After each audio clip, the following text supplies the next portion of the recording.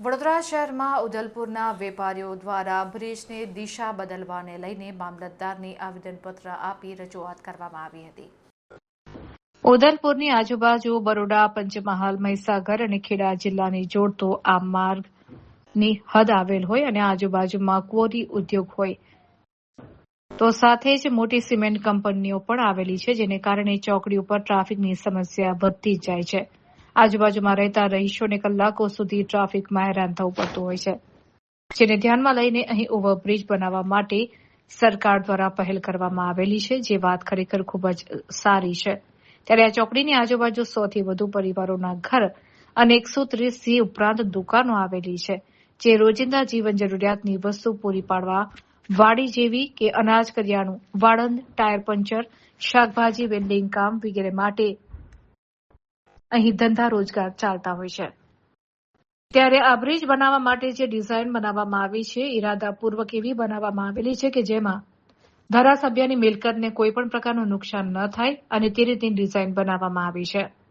એનાથી દુકાન માલિકોને નુકસાન તો જે ડિઝાઇન બનાવવામાં આવી છે તેનાથી દુકાન અને માલિકોને નુકસાન તો થશે જ, પરંતુ જે ઉદ્દેશથી બ્રિજ બનાવવામાં આવે છે તે ટ્રાફિકની સાથે જ ઉદલપુર વેપારીએ ધરણા પ્રદર્શન કર્યા હતા અને સાથે જ જણાવ્યું હતું કે બ્રિજની દિશા બદલવામાં નહીં આવે તો અમે તમામ વેપારીઓ આત્મવિલોપન કરીશું અને આ રીતની વેપારીઓ દ્વારા ચીમકી ઉચ્ચારવામાં આવી હતી।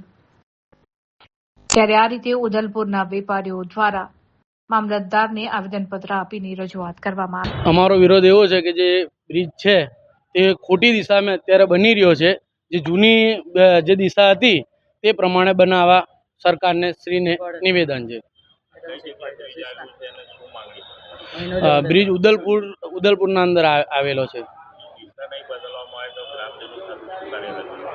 જો દિશા બદલવામાં નહીં આવે તો અમારી એવું છે કે ત્યાં અમારી દુકાનો બનેલી છે અને એના પર અમે લોનો લઈને અમે અમારો ધંધો વ્યવસાય ચલાવીએ છીએ। જો દિશા બદલવામાં નહીં આવે તો અમે આત્મવિલોપન પણ કરવાની ગણતરી છે અમારી। આજ રોજ અમે કલેક્ટર કચેરી ઓફિસે આવ્યા છે, જેનું મુખ્ય કારણ છે કે ઉદલપુર અમારું જે વડોદરા જિલ્લાનું છેવાડાનું ગામ છે, એ ગામ વડોદરા, પંચમહાલ અને ખેડા જિલ્લાને જોડતો મુખ્ય માર્ગ જ્યાં ઓવરબ્રિજ બનવા જઈ રહ્યો છે, જે ઓવરબ્રિજની દિશા વારે ઘડીએ ચેન્જ કરવામાં આવે છે, જેનું એકને એક મુખ્ય કારણ છે કે અમારા જે રનિંગ ધારાસભ્ય છે એ પોતાના કોમ્પ્લેક્સને બચાવવા માટે અત્યારે 150 જેવી દુકાનો અને 100 જેટલા મકાનોને તોડી અને નવો બ્રિજ બનવા જઈ રહ્યો છે, જે સદંતર ખોટું છે અને અમે બધા એનો વિરોધ કરીએ છીએ। સીકે રાહુલજી એ પોતાનું જે શોપિંગ સેન્ટર છે એને બચાવવા માટે અવારનવાર આ નકશા ચેન્જ થઈ રહ્યા છે। 150 જેટલી દુકાનો અને 100 જેટલા મકાનોનું સ્થળાંતર કરવાની પરિસ્થિતિ આવી છે। સરકાર પર ભરોસે નિરાકરણ તો આવશે જ। જનતાની માંગ છે બ્રિજ બને એના હતા અમને કોઈ વાંધો નહીં, પણ કોઈ પણ જગ્યા ઉપર મેઇન રોડ પર બનવો જોઈએ અને બીજા કોઈને નુકસાન ના થવું જોઈએ।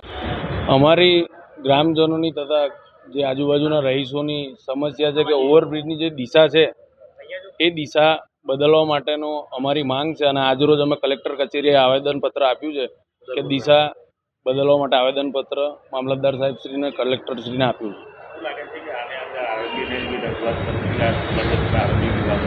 હા, આરએમબી વિભાગ બનાવી રહી છે। આના પછી અમે આરએમબી વિભાગમાં જ રજૂઆત કરવા જવાના છીએ બ્રિજની દિશા બદલવા માટે।